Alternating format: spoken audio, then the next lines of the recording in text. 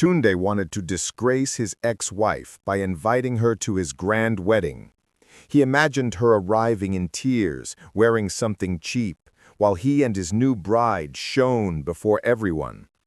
But when Ada pulled up in a black Rolls-Royce, stepping out like royalty, with 3 beautiful children by her side, the entire hall froze. The same woman he once mocked as barren had triplets, and that was only the beginning. Once upon a time in Lagos, there lived a man named Tunde Okafor. In his early 30s, he was tall, handsome, and filthy rich, at least by his own standards. People in his estate called him Mr. Show-Off, because everything about him screamed pride. The shiny wristwatch, the loud laughter, the way he revved his car just to make neighbors look up.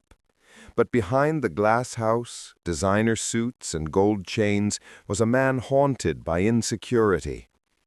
Tunde's biggest frustration was that after 7 years of marriage, he still had no child. His wife, Ada, was the opposite of him, gentle, calm, and full of faith. She was a teacher who believed love could heal anything. Her soft brown skin, neat cornrows, and warm smile made her look like peace itself. She had loved Tunde sincerely, even when his arrogance made love difficult. For 7 years she waited. She fasted, prayed, and visited hospitals. Each month ended with disappointment, but she never lost hope. Yet the same patience that made her beautiful became the reason he despised her.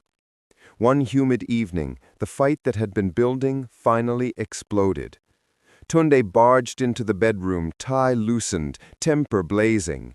7 years, Ada. 7 years, and still no child. Do you want to bury my family name?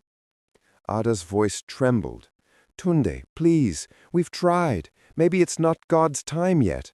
God's time, he barked. You think time will give me an heir? My mother calls every day asking why you've turned my house into a cemetery. Tears filled Ada's eyes. I'm hurting too, Tunde. I wake up every morning praying. Stop the prayers, he snapped. You eat my food, wear my clothes, and call yourself my wife, but a woman who can't give me children is useless. She gasped. Don't call me that. I said what I said. His tone was ice. Tomorrow, you're leaving this house. I'll tell my lawyer to prepare the papers. Divorce, she whispered, after all these years? He turned away. Go back to your people. You failed me. That night, Ada packed her small bag, a few clothes, her Bible, and her wedding photo. The maid stood silently as she walked out. The mansion lights glowed behind her like mockery. She wandered through the quiet streets until she reached the home of her university friend, Chioma, in Surulere. Chioma opened the door in shock. Ada, what happened? Why are you crying? Ada fell into her arms. He threw me out, said I'm barren. Chioma hugged her tightly. That man has no conscience. Don't worry, my sister. This house is yours. That night, Ada lay awake staring at the ceiling. The words, useless woman, echoed in her head until dawn. Days passed. Chioma tried everything, cooking her favorite jollof rice, cracking jokes, playing music, but Ada's heart felt hollow. Then one afternoon, Chioma said, Ada, have you ever checked yourself properly, like a full fertility test? Ada frowned. Tunde said it was me. He never agreed to go for tests himself. Chioma hissed. Typical. Let's go to the hospital tomorrow. I want you to hear the truth. The next morning they went to Lifebridge Clinic. The doctor, a calm woman in her 40s, ran blood tests and scans. 2 days later, the results came in. The doctor smiled gently. Madam Ada, there's nothing wrong with you. Your womb is fine. Your hormones are normal. You can conceive naturally. Ada blinked. You mean I'm not barren? Not at all, the doctor replied. If there was no conception for years, your husband should have been tested too. Tears filled Ada's eyes, not of sorrow, but of freedom. For the first time in years, she realized she wasn't broken. Chioma jumped up. I told you, that man blamed you for his own shame. That night, Ada knelt to pray. Lord, thank you for vindicating me. Now show the world that I was never the problem. From that moment, she began rebuilding her life. She helped Chioma in her tailoring shop and later started her own food stand beside a busy junction. Her jollof rice was so good that workers queued every morning. People began calling her Madame Ada Rice. One afternoon, as she dished food into a takeaway plate, a gentle voice said, "Your jollof smells too good to ignore." She looked up. A man stood there, tall with kind eyes and a laptop bag slung across his shoulder. "Spicy or normal?" she asked. "Very spicy," he said. "I like my food to fight back." That made her laugh, a real laugh, one she hadn't heard from herself in months. He introduced himself as David Olawale, a civil engineer whose office was nearby. From that day, he came every afternoon, sometimes for rice, sometimes just to talk. He brought bottled water, plantains, and stories that made her smile. And slowly, Ada's heart began to heal. 2 years had passed since Ada left Tunde's mansion. She was no longer the timid woman who cried herself to sleep. Her food business had grown. She now owned a small restaurant near the island, with Ada's Kitchen painted boldly at the front. Customers loved her cooking, and her joy was slowly returning. But more than that, something beautiful had happened. Love had found her again. David had become her closest friend. He never asked too many questions about her past. He simply showed up, with care, with laughter, and with peace. He listened when she spoke and held her hand when she went silent. One evening, as they were closing the restaurant, David turned to her. "Ada, can I say something?" She looked up, smiling softly. "You just did." He chuckled nervously. "No, I mean something serious." He paused, rubbing his palm against his trousers. "I know you've been hurt before. I know you're scared. But I want you to know, I'm not here to break you. I'm here to build with you." Ada blinked. "David, He gently placed a finger on her lips. "Don't answer yet. Just think about it. I'll wait." That night, Ada sat by her window, staring at the stars, the Lagos air warm against her face. Maybe, she thought, love could exist without pain. Months passed, and love blossomed quietly. David proposed in the simplest way, one evening after church under a mango tree. He didn't kneel or use fancy words. He simply said, "Let's walk through life together." Ada said yes, with tears of joy streaming down her cheeks. Their wedding was small but beautiful. Only close friends attended, including Chioma, who danced like she had won the lottery. "I told you, Ada," she shouted as the music played. "God no dey sleep." Their new life was full of peace. David helped Ada expand her restaurant. He treated her like a queen, prayed with her, and kissed her forehead every morning before work. And then one morning, something strange happened. Ada woke up feeling dizzy. The smell of food made her nauseous. Chioma laughed when she came to visit. "My sister, are you sure you're not pregnant?" Ada's eyes widened.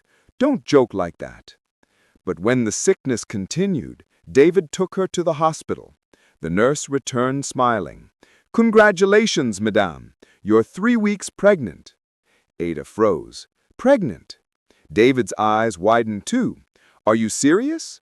The nurse laughed. "Very serious. And from the scan, it looks like there's more than one heartbeat." "More than one?" Ada repeated. "Yes," the nurse nodded. "You're expecting triplets." The hospital walls almost shook from David's shout of joy. He hugged her so tight that she cried and laughed at the same time. "Triplets, Ada! God has embarrassed your enemies." 9 months later, on a calm Saturday morning, Ada gave birth to 3 healthy babies, all boys. The nurses clapped, the doctor smiled, and David knelt beside her, tears flowing down his face. "Thank you, Lord. You've done it." The news spread quickly. Those who once mocked Ada now called her blessed. Even people from her old neighborhood whispered in disbelief. That Ada the Tunde threw out. She gave birth to triplets. But while Ada's home was filled with laughter, Tunde's mansion had turned cold. After divorcing Ada, Tunde had married twice. Both ended in disappointment. Neither woman conceived. His mother's words no longer sounded proud, they carried regret. "Maybe it's time you check yourself, my son," she said one evening. But Tunde waved her off. "I'm fine, Mama. It's just timing." Still, deep down, he knew something was wrong. 3 years after divorcing Ada, he met Cynthia, a flashy fashion designer from Abuja. She was bold, beautiful, and ambitious, just the type of woman who fed his ego. Within months, they were planning a grand wedding. He wanted the whole city to attend. Politicians, business partners, socialites, everyone, even his friends, he told. This wedding will shake Lagos. One afternoon, as he reviewed the guest list with his event planner, he paused. "Add one more name," he said. "Who, sir?" He smiled wickedly. "Ada." The planner frowned. "Your ex-wife?" "Yes," he said, leaning back. "Send her a front-row invitation. I want her to see what she missed." Meanwhile, Ada was at home feeding her triplets when the golden invitation arrived. Chioma saw it first. "Wedding? From who?" she asked, tearing it open. Her face hardened. "Tunde Okafor and Cynthia James. What rubbish!" Ada read it quietly. The gold letters shimmered under the light. She smiled calmly. "So he still remembers me." Chioma frowned. "You're not going, right?" Ada looked at her sleeping babies, their tiny hands resting on her lap. Then she whispered, "Maybe I should go." Chioma almost dropped the invitation. "You want to go? To his wedding?" Ada nodded slowly. "Not to fight, not to prove anything, but to show him that I'm no longer broken." And so the plan began. Chioma helped her pick a long, flowing yellow gown, simple but royal. Ada booked a black Rolls-Royce Phantom to pick her up that morning. The triplets would wear matching white shirts, yellow bow ties, and little brown shoes. "I want peace, not pride," Ada said as Chioma did her makeup. "I just want to walk in with dignity." When the wedding day came, the entire city buzzed. Messages on social media were full of photos. Hashtag Tunde and Cynthia 2025. Hashtag The Royal Union. Hashtag Wedding of the Year. At the venue, a luxurious hall on the island, guests sparkled in lace and gold. Cameras flashed. Tunde, dressed in white agbada with gold embroidery, stood at the altar, grinning proudly. But when a black Rolls-Royce Phantom stopped outside, the crowd turned. The door opened slowly. Out stepped Ada, glowing in her yellow gown, grace in every step. Beside her stood 3 little boys, neatly dressed and holding her hands. The hall went silent. Phones lifted instantly. "Is that his ex-wife?" someone whispered. "She has children? 3?" another gasped. Tunde froze where he stood. His chest tightened. He couldn't move. Ada walked down the aisle, calm and confident. She smiled politely, her sons beside her. She didn't say a word. Her presence was enough. Cynthia noticed the sudden silence and looked around. "What's happening?" she whispered to the bridesmaid. Then her eyes landed on Ada and the children. Her smile vanished. "Who is that?" Tunde's lips trembled. "That's Ada." Cynthia frowned. "Your ex-wife? And those kids?" He said nothing. Cynthia's voice grew louder. "You told me she was barren, Tunde. You said she couldn't give you a child."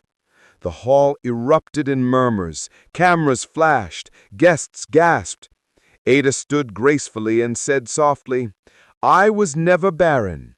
You never waited to know the truth." Tunde's face went pale. Cynthia turned to him, disgusted. "You lied to me. You lied to everyone." She pulled off her ring, threw it in the floor, and walked out of the hall as people whispered and recorded. Ada turned to leave too, her sons following beside her. Chioma met her at the door, eyes glistening. "You did it, Ada." Ada shook her head. "No, God did." They entered the Rolls-Royce and drove away, leaving behind a hall full of silence and a man who finally understood the cost of his pride.